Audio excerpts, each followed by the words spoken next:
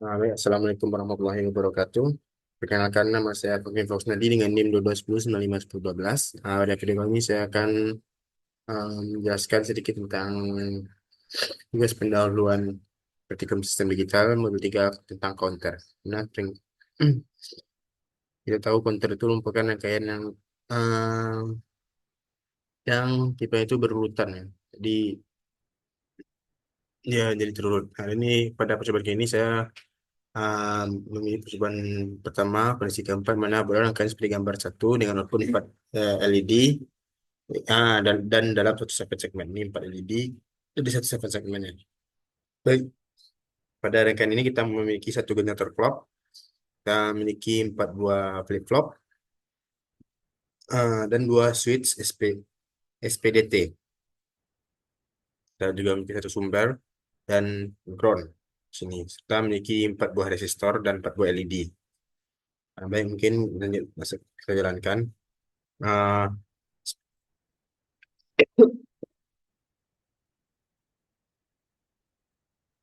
Baik. Uh, Sebelumnya seperti yang kita tahu untuk flip-flop ini dia menggunakan active flow yang mana dia akan aktif apabila inputan ini nol. Dan jika satu maka akan off. Jadi ketika R, R dan S ini inputan berinput nol, nol dan nol, maka um, inputan RNS ini akan menjadi output dari key dan key bar. Namun jika eh, R dan S ini satu sama satu, maka RNS ini dia tidak berpengaruh terhadap key dan key bar. Itu juga dengan J dan K. Untuk flip-flop ini sendiri, nilai yang paling kuat sebagai output itu adalah RNS. Jika RNS tidak dianggap, maka J dan K baru yang terakhir ini untuk clock. Jadi di sini karena R dan S tidak bisa diabaikan, maka terlanjut ke melihat J dan K.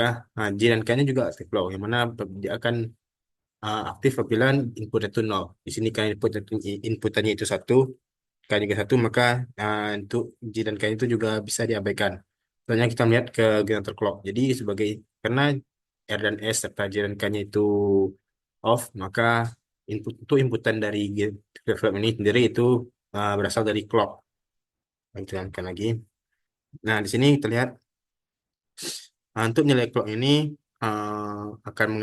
output ini akan mengalami perubahan apabila nilai clocknya inputan clock ini bernilai mengalami trigger uh, yang bersifat falling, di mana dari satu ke nol. Apabila dia dari satu ke nol, maka output dari sini akan berubah. Untuk sifat sendiri itu ketika nilai clock di sini inputannya itu satu, maka untuk output dari flip-flop yang kedua itu berasal dari kibar flip-flop yang pertama. Jadi jika di sini satu, maka kibar akan mengeluarkan output satu dan akan masuk ke clock yang pertama. Apabila outputnya itu satu telah masuk ke clock yang kedua, maka yang di clock pertama akan menerima inputan baru dari generator clock. Jadi setelah ini satu yang telah sampai ke sini, maka yang di sini nol. Dan jika yang satu di sini telah masuk ke clock ke flip-flop yang ketiga, maka nilai nol di sini akan pindah ke flip-flop kedua dan akan masuk inputan baru ke flip-flop pertama itu nilai satu. Dan begitu pun seterusnya hingga ke flip-flop yang keempat. Nah, jadi melalui prinsip kerja itu dapat disimpulkan nantinya bahwasanya untuk angka ini berurutan.